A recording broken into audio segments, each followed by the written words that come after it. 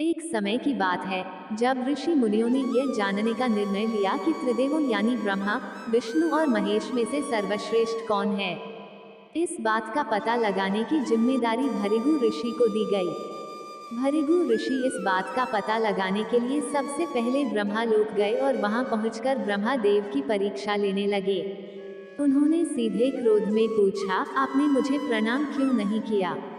यह सुनते ही ब्रह्मा देव को गुस्सा आ गया। उन्होंने झल्लाते हुए पूछा, क्या एक पुत्र अपने पिता से श्रेष्ठ हो गया है जो उसे मुझे प्रणाम करना होगा। यह सुनने के बाद भृगु ऋषि उनसे कहते हैं कि मैं तो आपकी परीक्षा ले रहा था और आप मुझ पर क्रोधित हो गए। इतना कहकर भृगु ऋषि वहां से सीधे कैलाश चले गए। वहां जाकर वो नंदी से कहते हैं कि मुझे शिव जी से मिलना है।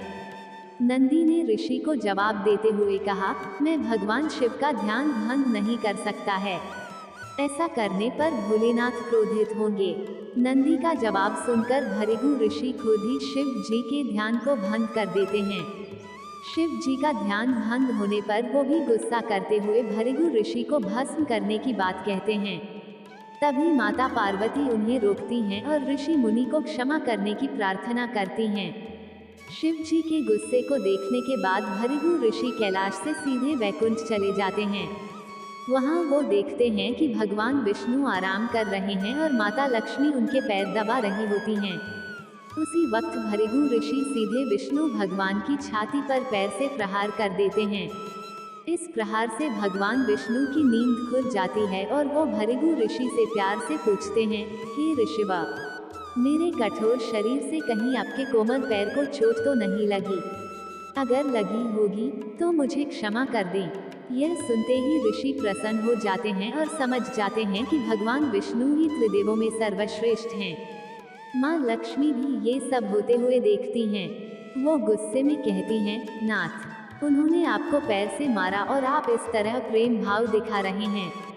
क्रोध में वो भगवान विष्णु को छोड़कर वैकुंठ से सीधे धरती चली जाती हैं और महाराष्ट्र के कोल्हापुर में रहने लगती हैं। माता लक्ष्मी के वैकुंठ छोड़कर चले जाने पर भगवान विष्णु को लगता है कि उनका सम्मान और संपत्ति नष्ट हो गई है। इसी वजह से उनका मन काफी अशांत रहने लगा। फिर वो माता लक्ष्मी की तलाश में धरती चले जाते हैं।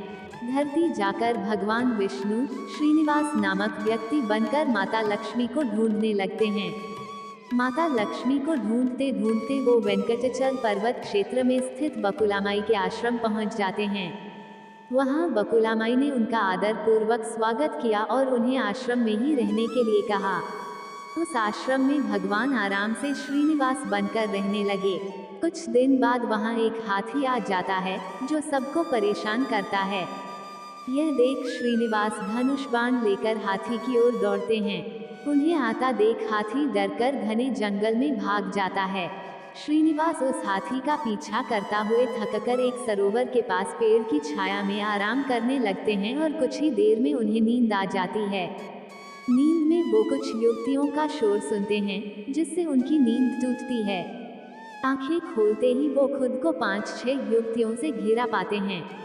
युवतियां श्रीनिवास को डांटते हुए बोलती हैं कि यह राजकुमारी पद्मावती का उपवन है और इस क्षेत्र में पुरुषों का आना एकदम मना है। यहाँ तुम कैसे और किस लिए आए हो? श्रीनिवास जवाब दे ही रहे थे कि तभी उनकी नज़र वृक्ष के पीछे से झांकती राजकुमारी पद्मावती पर पड़ी। वो उसे देखते ही रह गए। कुछ देर में वो युवतियों को बताते हैं कि मैं एक हाथी का पीछा करते हुए यहाँ पहुँचा हूँ। मुझे बिल्कुल भी पता नहीं था कि यहाँ पुरुषों का आना मना है। मुझे क्षमा कर दें। इतना कहकर वो बकुलामाई के आश्रम लौट जाते हैं। आश्रम लौटने के बाद श्रीनिवास का किसी भी काम में मन नहीं लगा। तब एक दिन बकुलामाई उनसे उनकी उदासी की वजह पूछती हैं। उदास होकर श्रीनिवास पद्मावती के बारे में उन्हें बताते हैं और कहते हैं कि मैं उसके बिना नहीं रह पाऊंगा। बकुलामाई उन्हें कहती है कि ऐसा सपना न देखिए जो पूरा न हो सके। वो एक प्रतापी राजा चोर नरेश आकाशराज की बेटी है और आप एक आश्रम में रहने वाले कुलबगोत्रहीन युवक हैं। कुछ देर सोचने के बाद श्रीनिवास कहते हैं कि माँ एक तरीका है, बस आपको मेरा साथ देना होगा।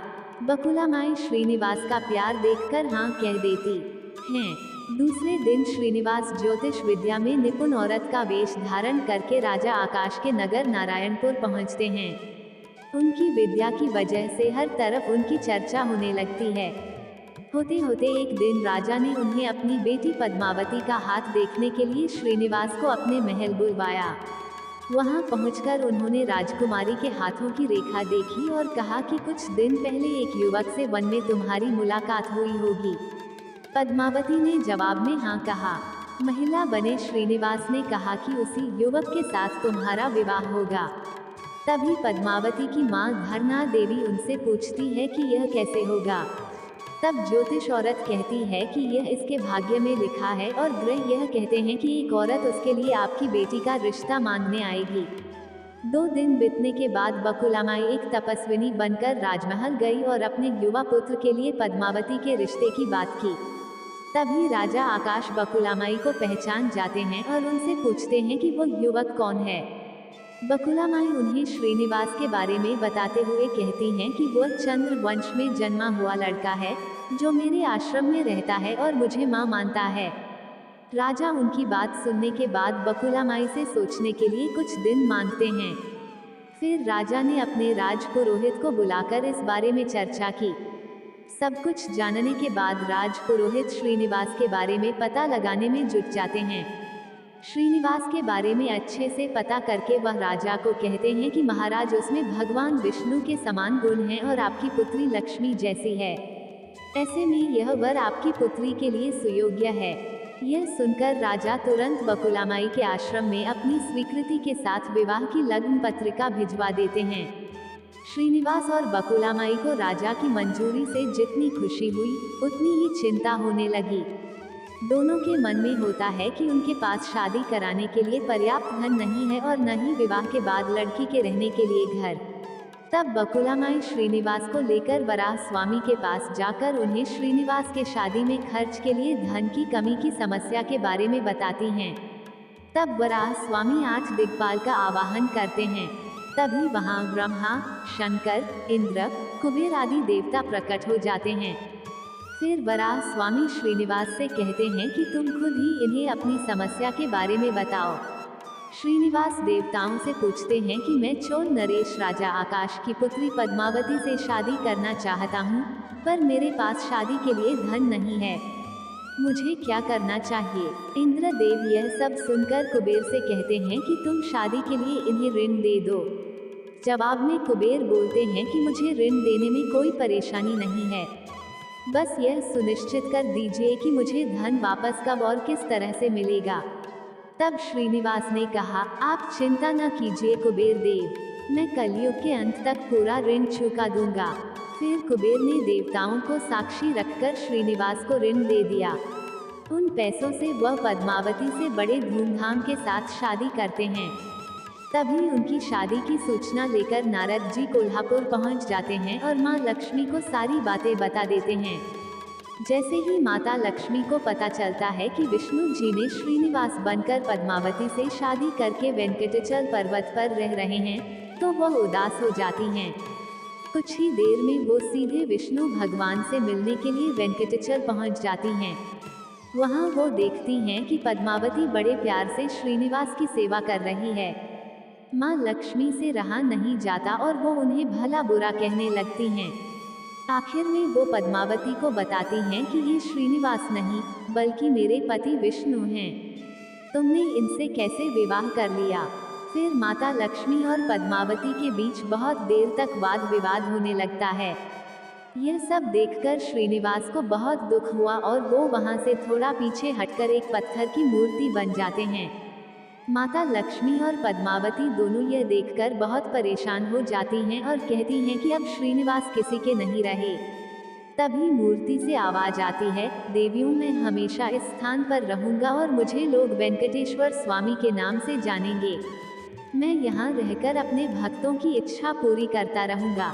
साथ ही मुझे चढ़ाए जाने वाले धन के माध्यम से मैं कुबेर का कर्ज व ब्याज चुकाता रहूंगा। बस अब तुम दोनों झगड़ा करना बंद कर दो। इतना सुनने के बाद माता लक्ष्मी और पद्मावती उनसे क्षमा मांगती हैं। फिर माता लक्ष्मी कोल्हापुर जाकर महालक्ष्मी की मूर्ति और पद्मावती तिरुनाचुर में शिला विग्रह बन जाती हैं। यही कारण है कि तिरुपति विराजमान वेंकटेश्वर स्वामी के दर्शन के लिए भक्तों से चंदन, धूप, फूल और मिठाई नहीं, बल्कि धन लिया जाता है। कहानी से सीख। विष्णु भगवान की कथा से 2 सीख मिलती है। पहली यह कि विनम्र भाव से ही व्यक्ति श्रेष्ठ कहलाता है। दूसरी यह कि क्रोध में आकर कोई भी फैसला नहीं लेना चाहिए।